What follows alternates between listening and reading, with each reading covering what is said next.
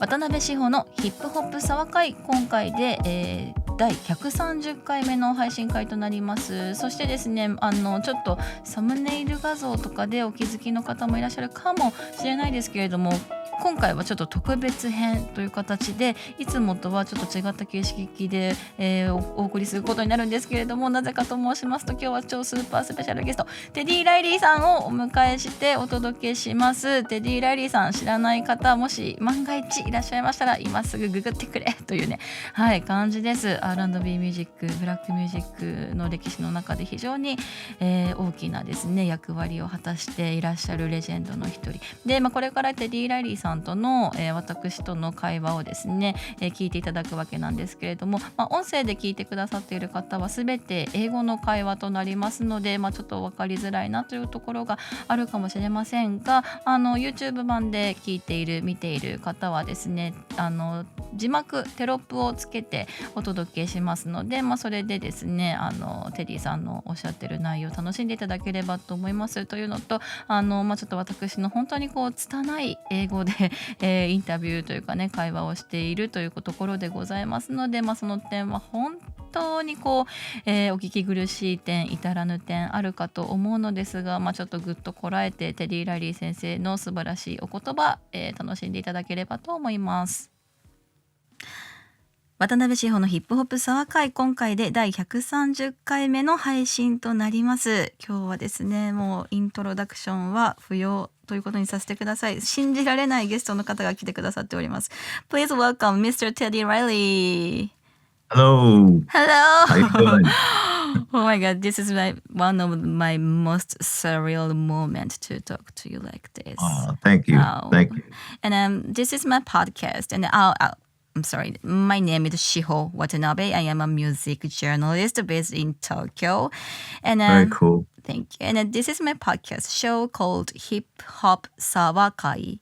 Sawakai is a Japanese term, and sa means tea, wa means talk, kai means gathering or meeting.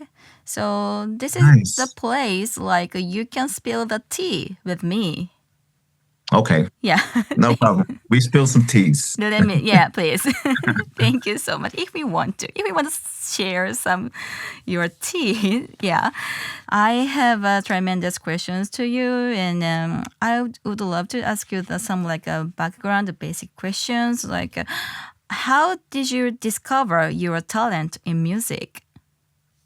Well, I pretty much discovered my talents in Harlem, performing with a band called Total Climax. And I joined the band at 15 going on 16.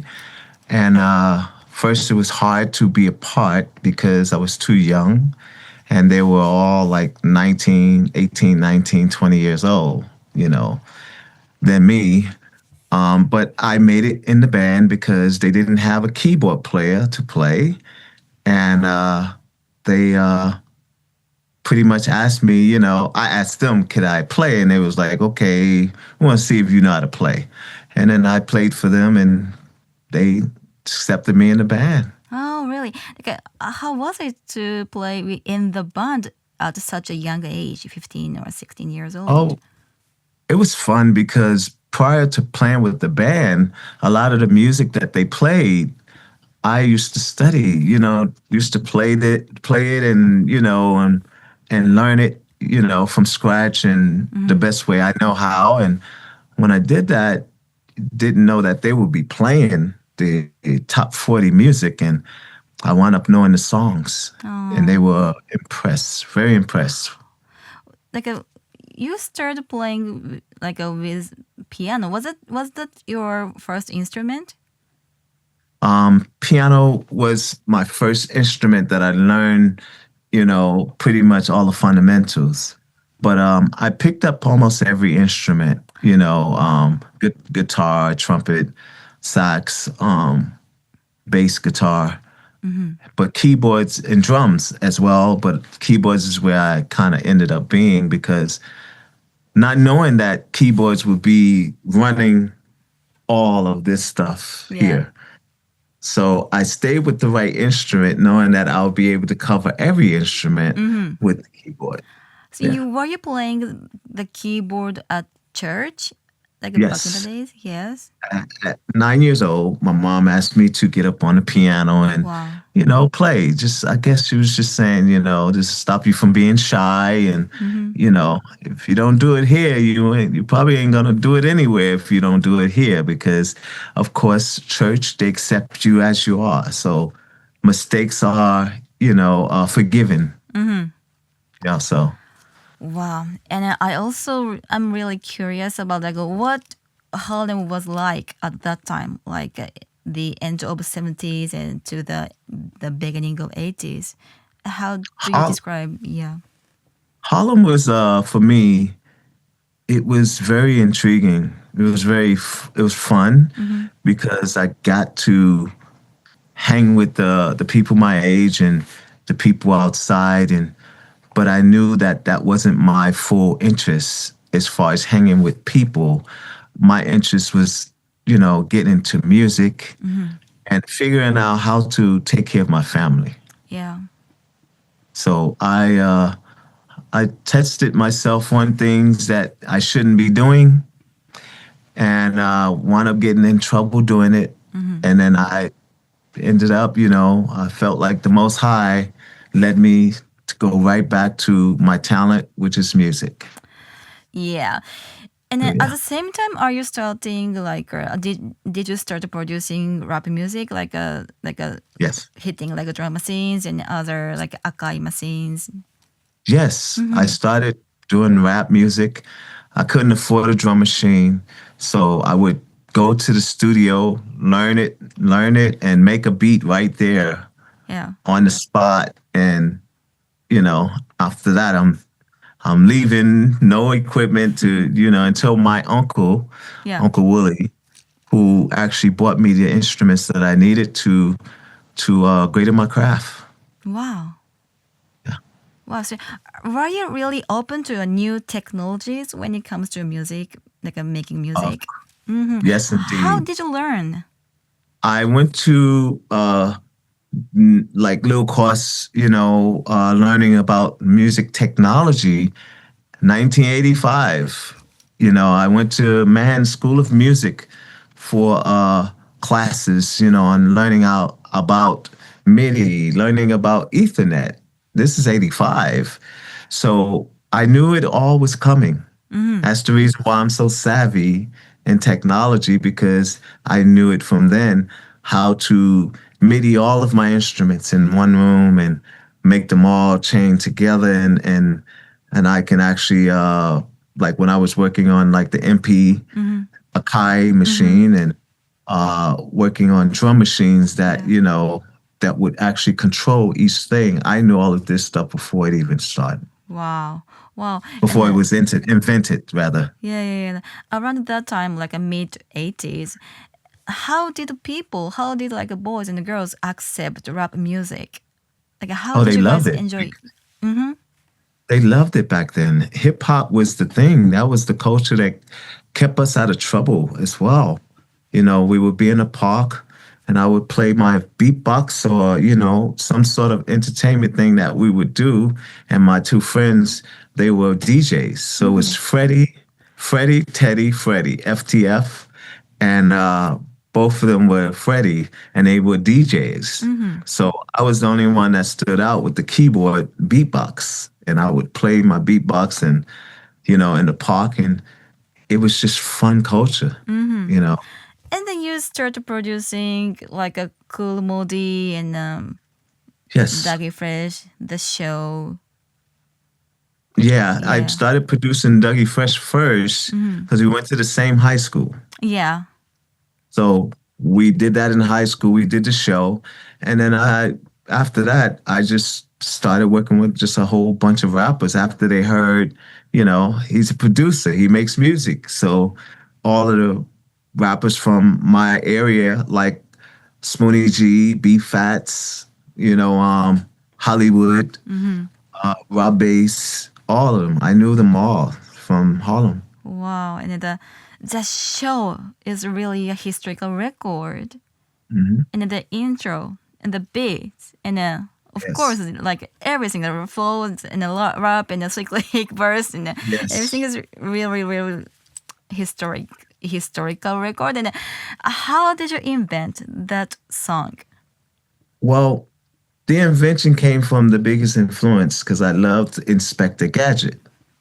So the Inspector Gadget piece, that was the piece that really, like, when coming home from school, I used to always catch the Inspector Gadget, you know, and when I did, I learned it, and when I learned it, I didn't know that I would be applying it to a song. But when I did it, Dougie Fresh loved it. And he also loved the Shakers. That's the main thing of that song is that bass line and the shh, shh, shh, shh, shh, shh. So yeah, that's wow. that was the fun of the song. So yeah. Yeah.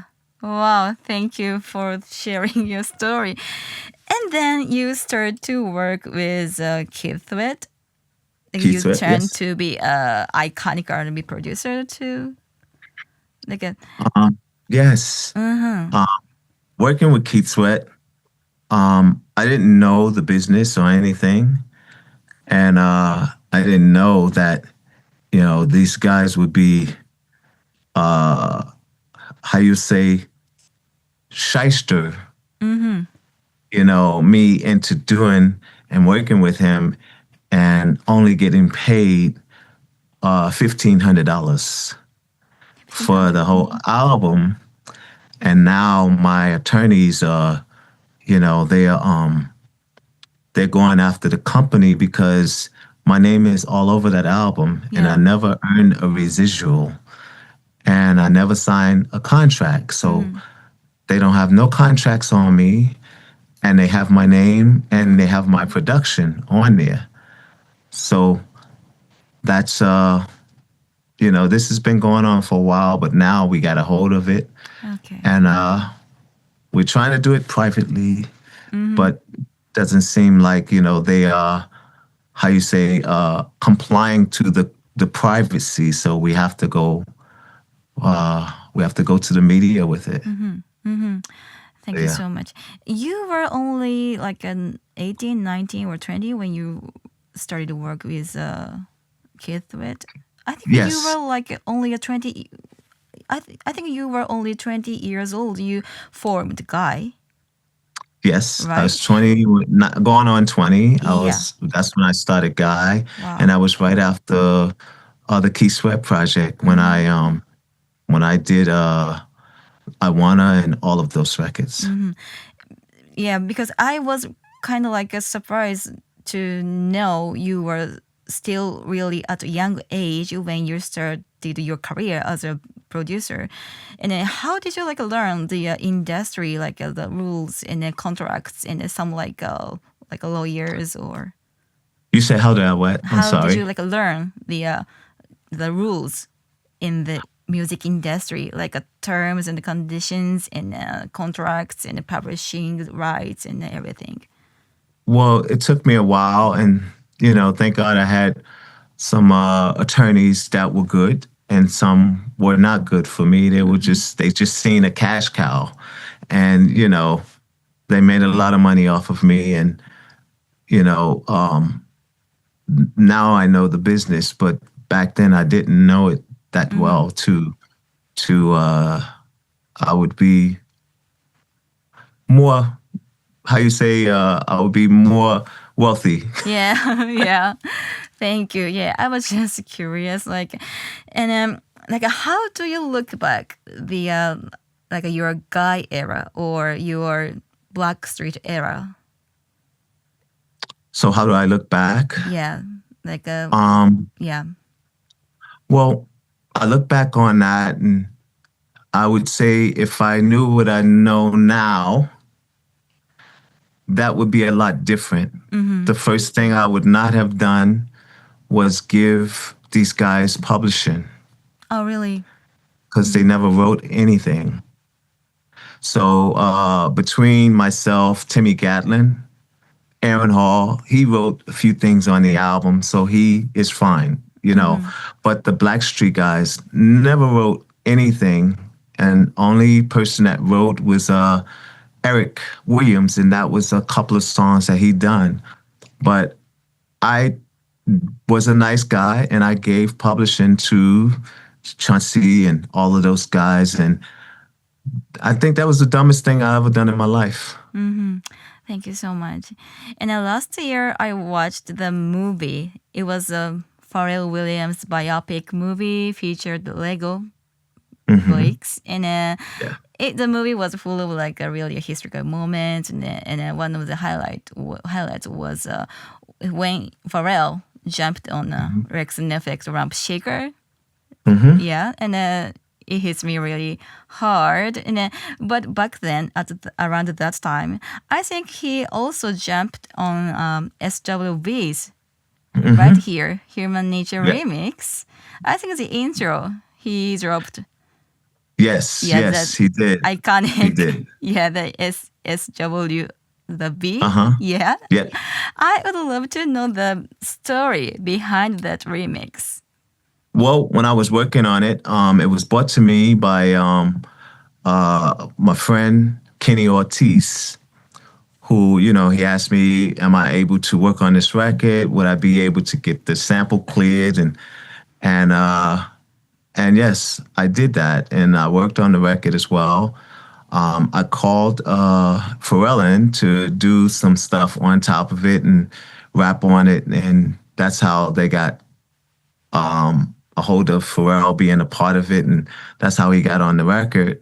And I do that a lot. You know, I've had records with Timbaland on there, like I Get So Lonely, you know. So when I do remixes, you know, I ask my guys, you know, to be a part, you know, and I made Pharrell a part of that. And, you know, he's done some things on Blackstreet, you know, the Rump Shaker thing, you know, I didn't have a clue what I wanted to do as far as the rap, and everybody was writing raps for me and I didn't like them.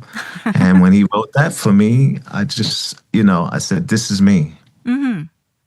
So, yeah. Wow, thank you so much, because I've been wondering like how did this remix come from, and now I get really remix too. Right. Yeah, but that's how it came about. Yeah. And when it comes to Michael Jackson, you have worked with him like, and then you made a hits after hits with Michael Jackson, like an album, Dangerous. Yes. Yeah, like how do you describe to work with Michael Jackson? Do you find he got kind of like a really unique work ethic or like some extraordinary spirit? Yes, indeed, he do. He is the professor. You know, I felt like when I went to work with Michael, I was going to the University of Joseph Jackson. So it's the University of Michael Joseph Jackson. And I've learned everything there was to know. And actually, I learned a lot that sustained me all the way to now. The things that he taught me to do and told me to do, I did. And I just kept myself educated. After working with him, I went to educate myself more about the music industry, because he really enlightened me on a lot of things that I needed to know. Wow. Would you share your biggest lesson when you working with Michael Jackson? When I work with Michael Jackson, I've learned all there was to know about publishing and about, you know, splits and all of that stuff. I learned more. Then also the technology of how he works in the studio, microphones that we use for him, different microphones, and just almost everything. How to work with someone of his stature at the same time, understanding his shyness or his personality. And I kept that so sacred. And I also was very mindful of how I talk to him. Even though he tells me, tell me I suck, or tell me this, or tell me I'm singing bad. And when he told me that, I had to figure out a way of how to say it to him without being harsh. And I did. We became best friends because he loves the way I talk to him. And I wasn't like, how he said Quincy talked to him, it's like very harsh and mean. Yeah. But I was never mean. Oh. I think I can get the best out of someone with my humble. Mm-hmm. Oh my God. Oh, wow. That is really a beautiful story. Thank you so much. Yeah. And how do you usually build your sound? Like make us one song? Like how do you start? Do you start with like a melody or like a bass line? Well, for me, it's no specific way. One day I'll just go to the piano if I have a melody. Most times I will go to my phone and I will put it in my recording notes. And when I put it in the recording notes, then I'll do that. And then I'll put it inside my DAW and I'll sync it. And I'll start programming that sound that I have in my head. So I put everything in here before I put it on, say like a track or make a track out of it. And I will put it in my machine and that's how it would come out. So I keep millions of ideas all the way back to when I first got an iPhone. So all the way back to 2017. Are you always really open to new material, new technologies? Always. That's how you once you study and you master something, you want to see the next thing. So with me, I like new sounds. Yeah. That's the one thing that keeps the longevity. Yeah. Is sounds, new fossils. It's like a scientist. Yeah. When you get something new, you kind of nurture it, master it, then give it to the people, pass it down to your mentors, mentees. And how about AI? Because Timbaland is using AI vocal and yeah. I mean, well, for me, when I use AI, I use it as, say, if I need a musician, I'll do the foundation. Yeah. And I would do the rhythm section of the song. And then I'll go to AI or I'll call one of my string guys. I need strings on this song. Most times they're not available. So now you can go to Chat GPT or one of the other ones, IDO and UDO, and you can go there and look for string arrangements that will be amazing. Yeah. And if I want a guitar track and I can't get my guitar player, I go to the AI and I'll say, I need a guitar, and you just give it a tag. I want this to be funky, pop, this, that. Give me the vibe of Barry White and, that type of thing. And it'll come out exactly how I want it to. So that's the only way that I use it. I've never used it to try and do like, I need background singers. No, I would get singers, real singers to sing. But if I have, say I'm making a song for a female, but I'm only doing it, I will sing out and then I would put it in to get a vocal of my lyrics though. Yeah. Wow. So, yeah. Yeah, that makes sense. Thank you so much. And then, do you think R&B music has changed? R&B music really haven't changed because everything is recycled. Yeah. People reach back, and I don't think anybody of music today could tell you that they have created their music like I did with New Jack Swing. Yeah. They, from scratch, you never heard this before. That's what I've done, my contributions. Yes. And today, R&B haven't changed. They just reach back and they're inspired by either us or the people before us. Yes. So yeah. Oh, thank you so much. And then I am a huge fan of you, of course. And then one of my favorite production made by you is the song called In a Rush by Blackstreet featuring Stevie Wonder. This is my lifetime favorite. Yes. Of course, I really love the show. I really love, of course, the guy songs and SWB remix song, any songs. But In a Rush is my favorite. And this is such a great, like a heartfelt ballad song. And what is a key? What is a key to make a ballad like a Kiss Way to make it last forever, or like every ballad song? Well, for me, I felt like I was like performing with my top 40 band, and I wanted to do something different, but on the caliber of like Heat Wave, Always and Forever, Make It Last Forever. You know, songs like And the Beat Goes On and The Whispers, and those songs really inspire me, but I've never taken from the song. I've just been inspired. Now, Don't Leave was inspired, and I took the sample. And the reason why, because I'm a big fan of the Bosch. Yeah. And I'm a big fan of my godfather, who actually did the string arrangements for Don't Leave, the original song, A Dream.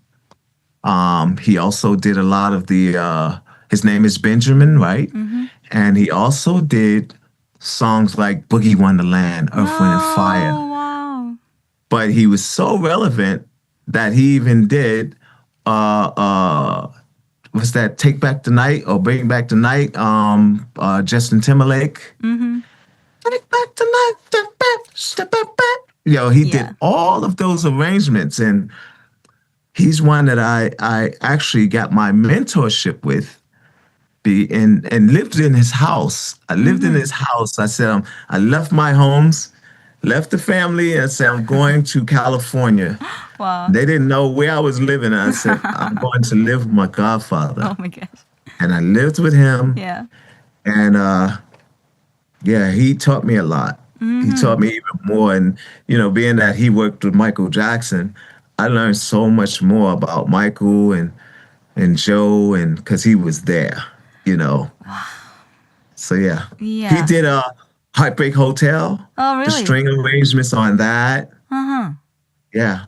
Wow, such a legendary person. And this is my personal question, but like, why did you feature Stevie Wonder's on a song Harmonica? In a Rush? Yeah. Oh, I did it because, you know, I always had a relationship as a nephew of Stevie Wonder. Oh, really? So I'll show you something. This is gonna blow your mind, but yeah, Stevie and I, we've been like uncle and nephew long time now. Yeah. And I spend time with him. We actually go to the same church. Oh, really? In California. Yeah. So I want to show you a picture of him and I. Okay, there we go. Wow. Coming up. Yes, this is it. Here we go. Yep. Here's me and Uncle Stevie. Wow. Iconic. And that's when I performed on the BET Awards about a month and a half ago. Yes.